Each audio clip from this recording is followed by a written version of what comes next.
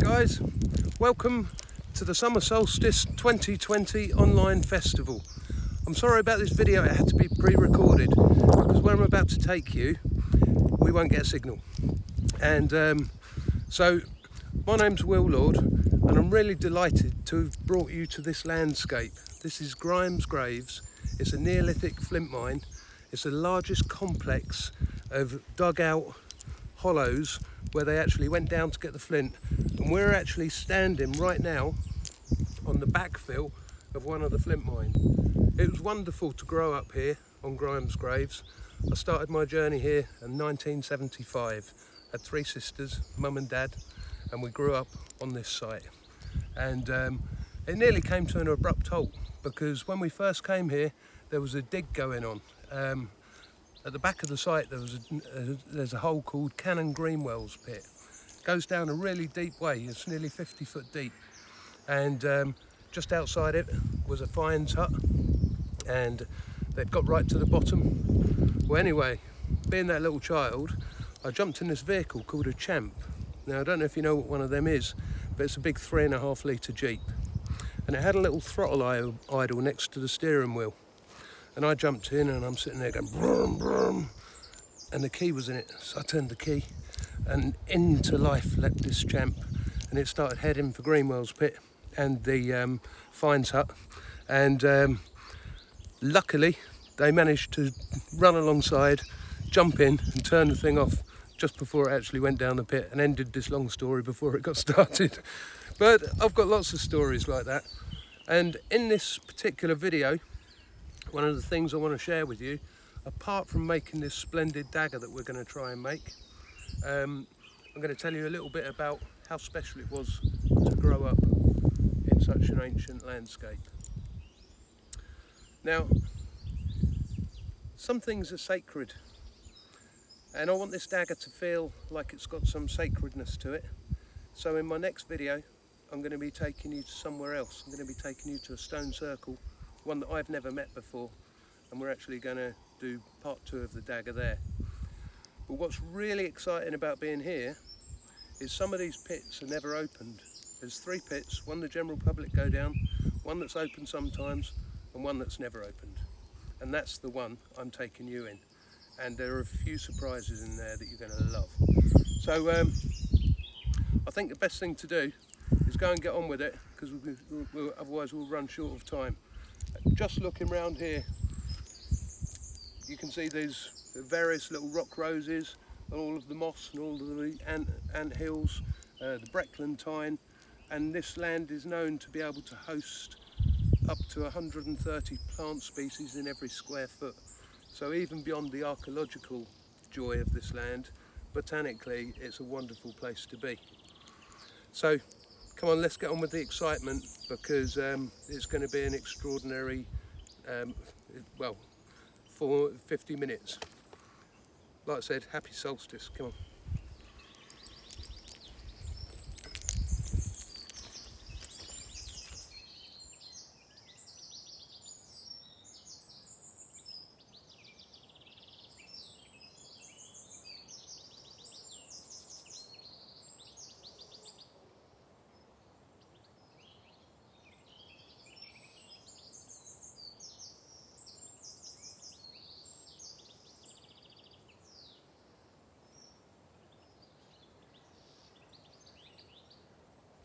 Funnily enough, talking about history, when we look over there,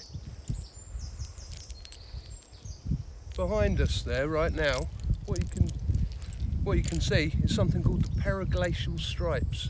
And what they are is when the heather comes down, it's in furrows. And that, 12,000 years ago, was where the Ice Age stopped.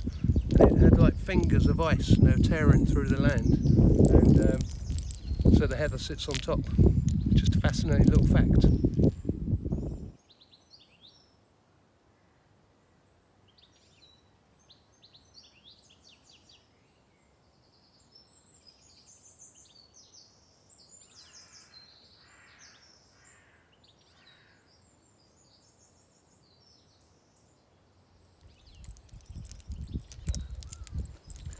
So this is called Pit 15, And it was actually dug in 1927 by a guy called Mark Armstrong. I'll tell you a little bit more about him once we get in there. Come on, let's go.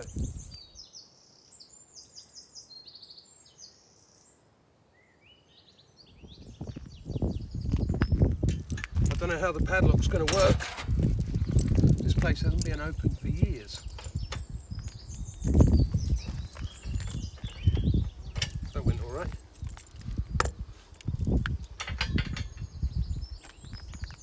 So this backpack, there's about 45 kilos of stone in the back there.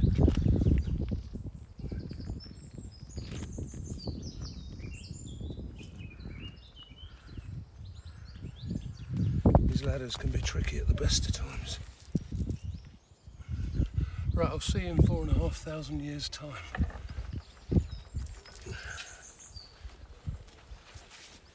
That's all a bit of a squeeze. Oh.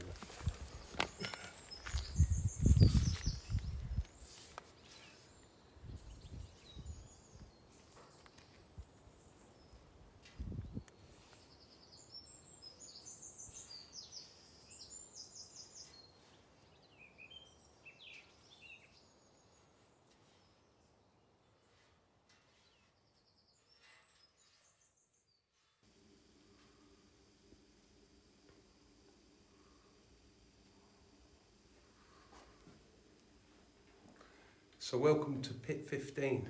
You're now 30 foot down in the ground. What you was just looking at there was the chalk goddess, which was discovered down here.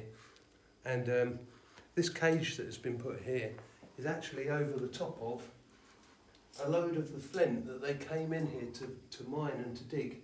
And also in among that, what you've got is you've got pieces of antler itself. So it's rather strange that they would leave the raw material that they came in here for with her.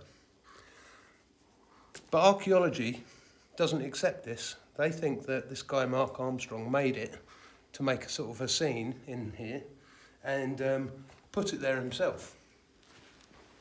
However, that's a lot of material. And not only that, if we look over here, what was discovered here, because remember this whole hole was backfilled, is whole antlers, and quite a heap of them, and then this big chalk phallus. So you've got a goddess and a phallus, and that in itself is quite a conversation, right in the main chamber. And just at the back here, up here, we had a flint dagger. The one I'm going to make is going to be somewhat different to this, but this piece of flint actually came from one of the flint mines as a discarded flake. So, this is the flint that they were coming after.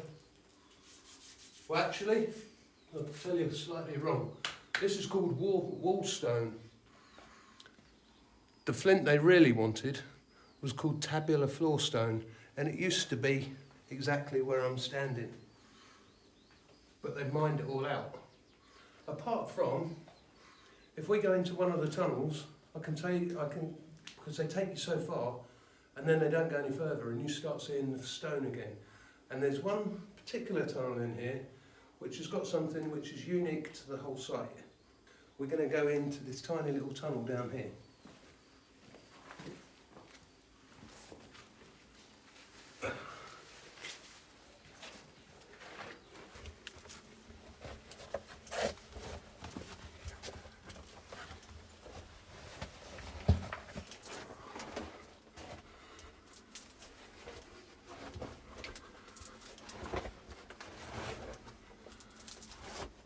See, even that woodwork, that's 120 years old. And down here, this is the seam of flint that they're after.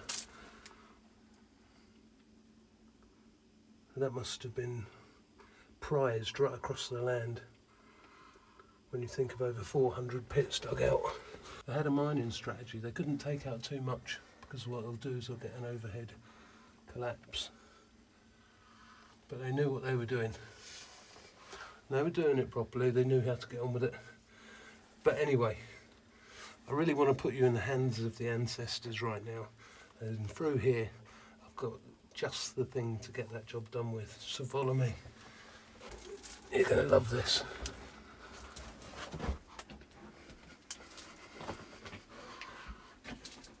Can you imagine this? This is your working conditions. It's a tiny little hole just there. That's where we're headed. Look at that. Those antlers have been there for 4,500 years.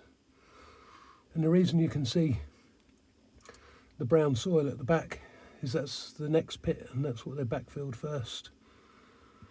So these antlers that have been laying here have never been touched by any modern human's hands.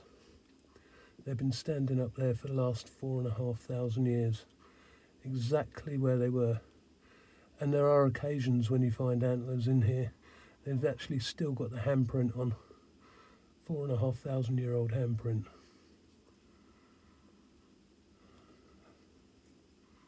That's an incredible sight, isn't it? So we came in here to do a job, right? And I think that's exactly what we better get on with. Part 1 of roughing out the dagger. I don't know if it's the walls are creaking on my back.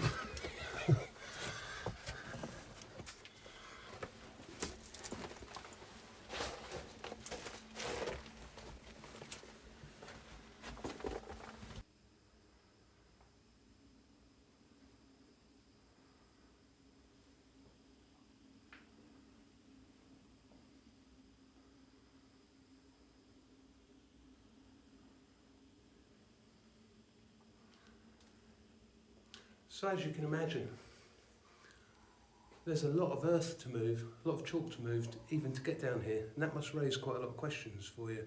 Was it dangerous, and how did they move it? Well, they were using things like shoulder blades and shovels, and sometimes they were using antlers to lever the chalk and break it apart. They even made these flint rods, they called them rods, and they used to hammer into the chalk and split the chalk open. And then literally, the thing about it is when you're mining, you can't fall anywhere because you're standing on the ground that you're digging. So the miner is always quite safe. It's the people who have got to transport the gear up where things get a little bit difficult. But what they used to do is they'd come down and they'd get through all of the sandy material, and then what they would do is they'd lay a wooden floor, like a mezzine floor, only over half of it, and then they'd carry on digging that side and pass it onto the mezzine floor, and then that could literally be passed up once again. They were already well equipped with making rope by this time, and probably baskets, so they could have had baskets of rope, and they were pulling and heaving. And they got all of that material out, until eventually you couldn't go through the floor because the floor was flint, and that was the day where things changed. But it must have been backbreaking because you're mining like that, and then suddenly when you hit the flint you can finally mine like that. You're going straight ahead, and if you look down these tunnels you can see that they go actually quite a good distance.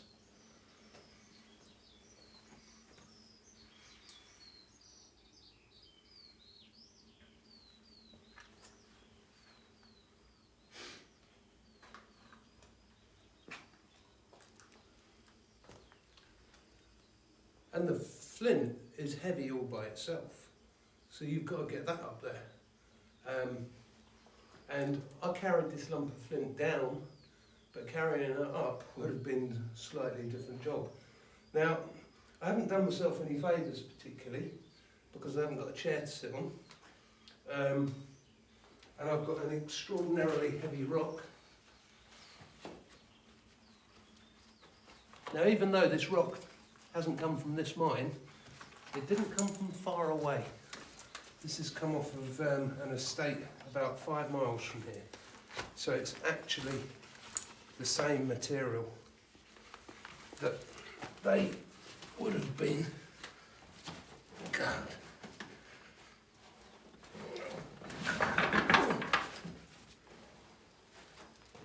see.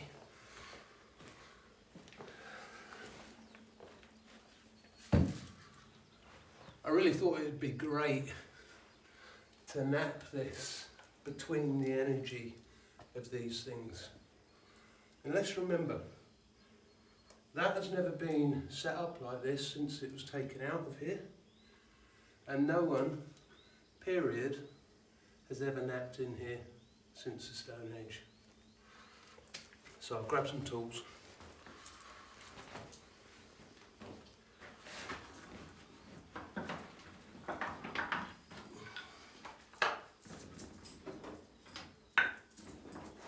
I knew I was going to need a big rock, right?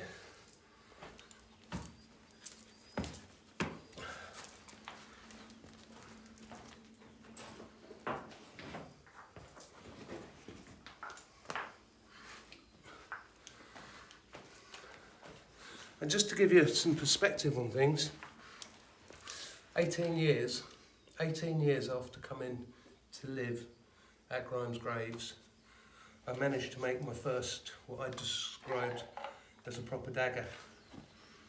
So if we can start having a visualisation of what we're trying to achieve. So this dagger's over 30 years old now, and you can see it's been bashed about quite a bit, but it still exists. So when you hear people say, how long does a flint dagger last? It all depends who's holding it. Now, I suppose I could just sit on the flint. I've been having quite a few thoughts about how I was going to go about this. Let me show you why.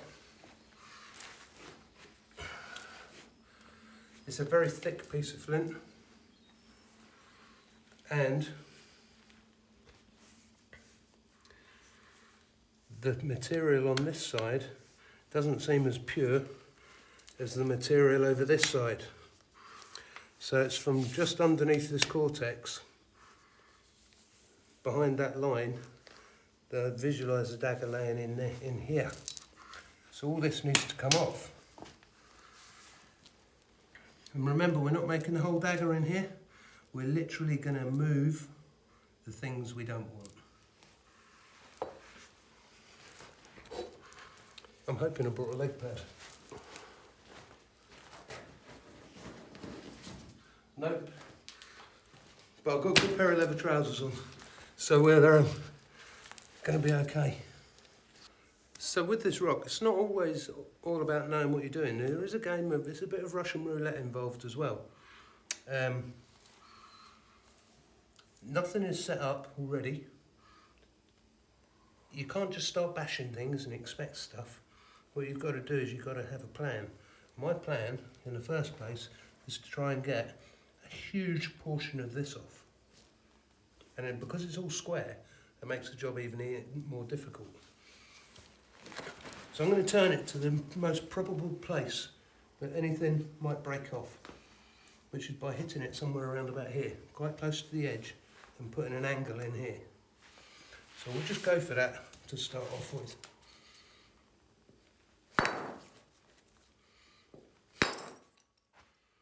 Whew. Now there's a point, before I let you look in here, what are we dealing with? I know it's flint. This floor here, you've hit a depth and an age of around about 100 million years. It's the bottom of the ocean. It's the coral reef system. So when we open up these rocks, sometimes they tell you the story themselves. And that is just glorious. What a piece of flint.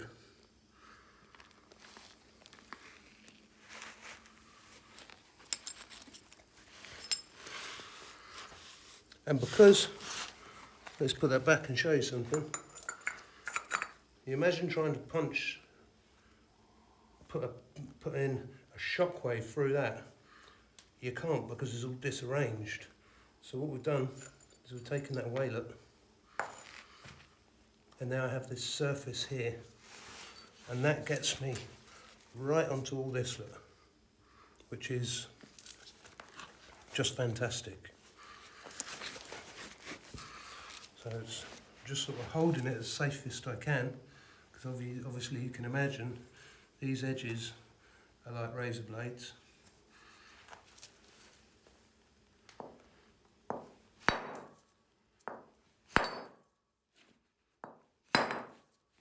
It's a big old rock, right?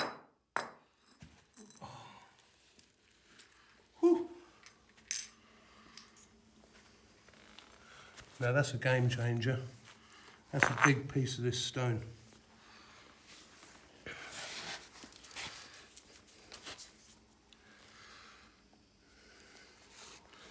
And the next thing we'll do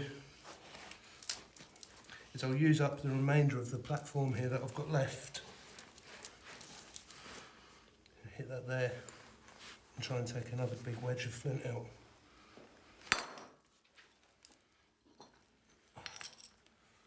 These are the things you make axes with. You can make axes out of all of this stuff. Arrowheads out of all of these. This is 1.5 stones. So the next thing I'm going to do is I'm going to give it a new platform here so I can drive off of that end. I actually want to drop out of using this stone as soon as I can because it's so heavy, it's actually hard to use.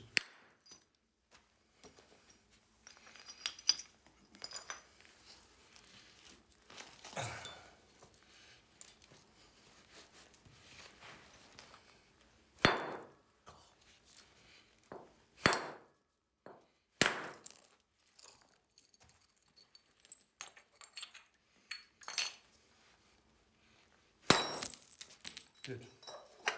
That was really helpful.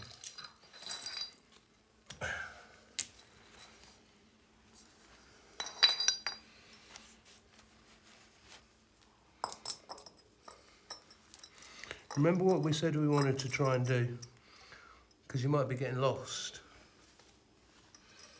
We're trying to get across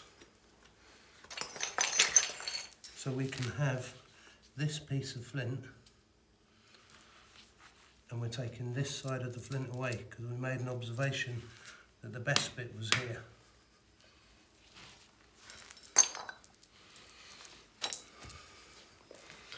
Do you know the very first time I ever come to Grimes Graves, I was, it was my 5th birthday, and I came onto the site and there was a little old lady and gentleman sitting there in a little caravan selling teas and giving lollipops out to kids. They gave me a lollipop and they gave me the key to the caravan. They said, you can have that because we're not coming to work here tomorrow. I got a new caravan, wow, for my 5th birthday. Unfortunately though, there was a hurricane that night and it blew my caravan across the field and smashed it into about 5,000 pieces. I learned how to let go very quickly. But the thing I was going to tell you, now I'm trying not to tempt fate here, but the first thing I did, one of the first things I did is I picked up a piece of flint and I thought, wow, look how sharp that is. And I threw it and it spun. It slipped my hand wide open. And I was like, oh. But I kind of felt, when as I look back over all them 45 years, it knew exactly what it was doing cutting me that day. Because ever since then, all I've done is smashed it to pieces. Hopefully into nice constructive tools. And take a risk by dropping down. Good.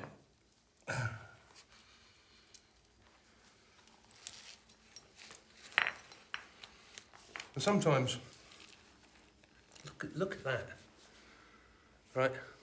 You get tools.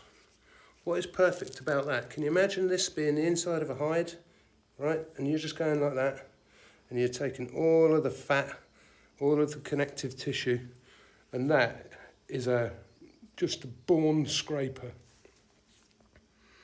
And one of the things they liked making here was things called discoidal knives. That even fits, look. It's completely butted.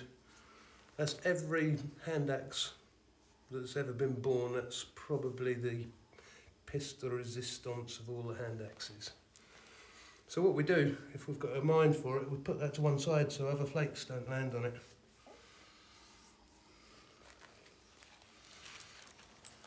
And now we begin to come round this corner. See, this one side here isn't too bad. We've got flakes going like that either side. But round here we still have a big square. And we've got to come through there. We've got to change that. So,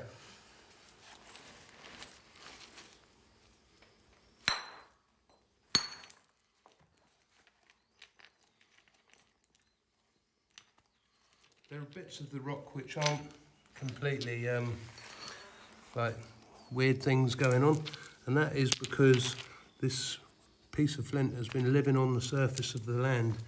It's actually met the ice ages first hand. This has been driven across the land by ice. It may have had fires over the top of it.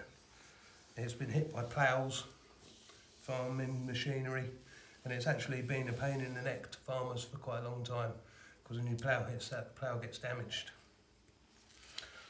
Whereas the flint that they were mining has been nestled down here for all that time, hiding away, perfectly safe, it would seem.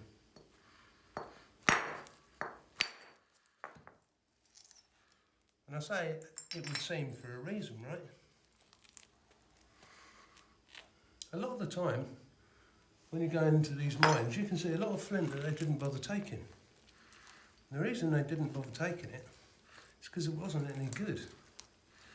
And the reason it wasn't any good is because if you think about the weight that's sitting above it, like for every cubic metre, you've got a tonne. So just right beside us, we've got like, we're surrounded by 200 tonnes of chalk.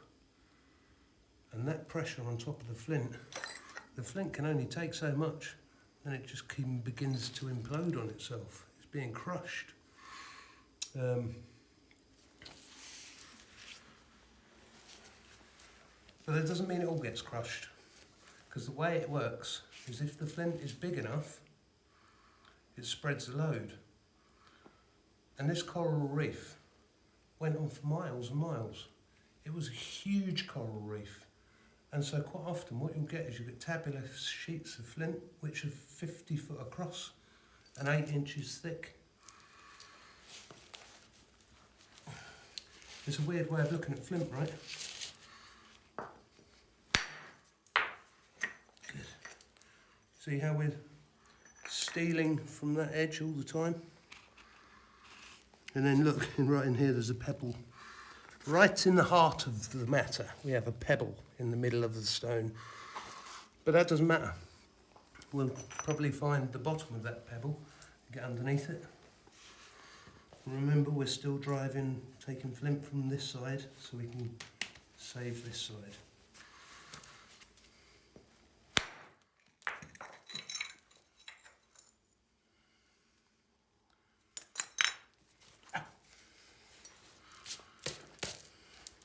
Nice little sharp point there.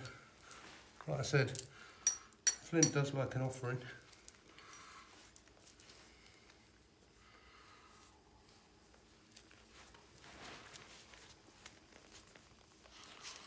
God, fools could talk, eh? If they could remember. Guys, it's summer solstice 2020. And we're in an ancient flint mine, 4,500 years old, together, and we're napping a dagger out of flint in a mine that hasn't been open for years.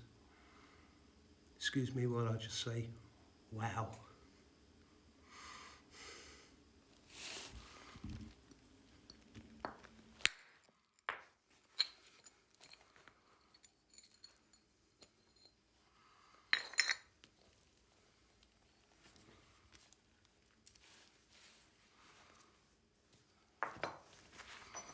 Going down again, because sometimes you don't always need a huge hammer. It depends what you're trying to do with it.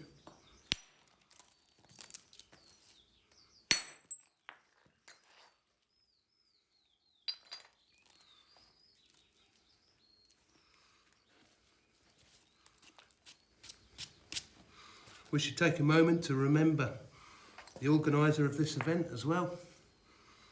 He's putting a lot of time collecting all these people together, motivational speakers, spiritual speakers, great musicians from around the world, and connective juices from the whole force of the planet. And that is amazing. So well done, Hugh. And also, don't forget, right now we're bringing to life a moment in Grimes' graves. And tomorrow we're going to be going on from here to another ancient site, a burial chamber, and we'll be meeting that together. And then I'll be taking you back to mine, because I want to tell you another story.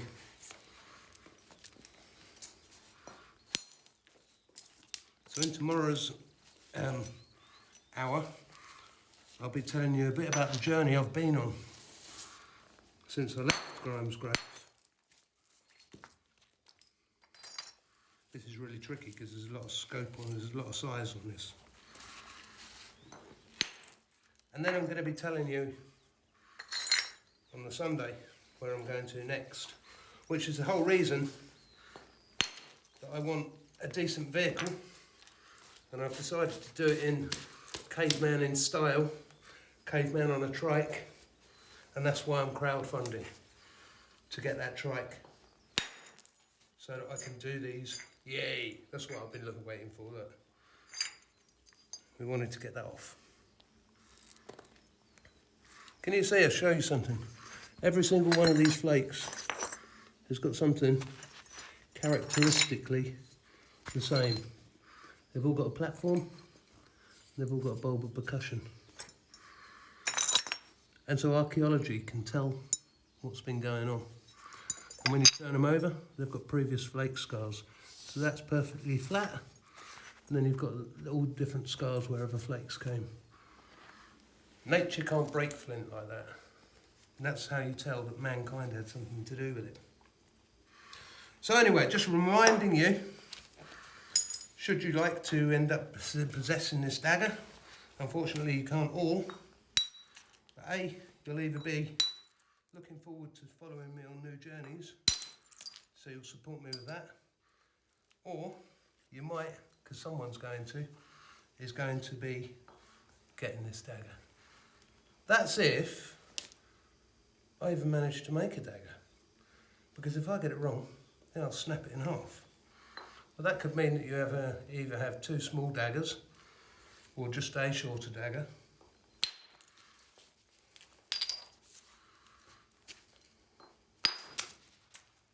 See, that was a bit of the back end. That's how easy things go wrong.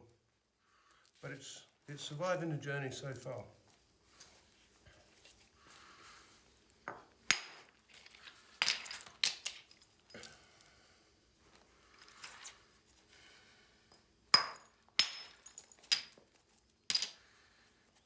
So this particular dagger over here,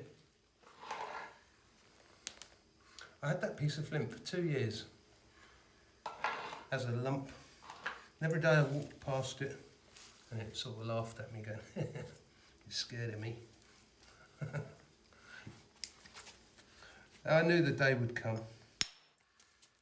And when it came, I went to that dagger with a very certain look on my face. And I took my dagger out of it.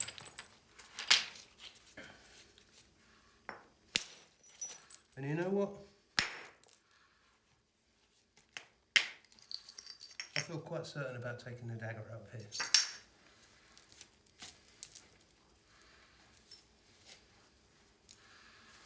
So,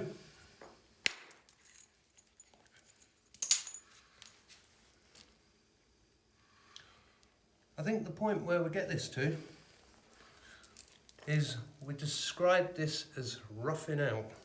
And that means you've gone all the way around the dagger, all the way around the flint, and you've successfully moved the flake from the edge that you can get to either side all the way around. So this particular flint is about as close as it can be to being roughed out. Just a very small proportion here. So we'll deal with that.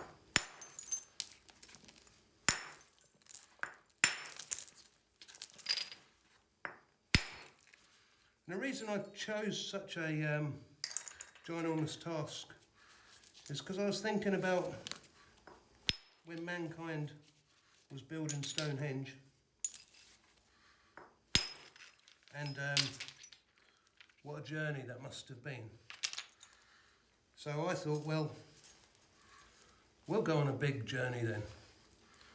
We'll pick up the biggest and best rock that I've got, and we'll go into the solstice of 2020 with the hearts in our hands and a hope and a joy for each other and the blessings of the summer and the full return of the sun. And we'll make a shout about it. And with this blow, that will be the rough out complete, because it will remove the last piece of cortex, which is what we name the skin of the flint.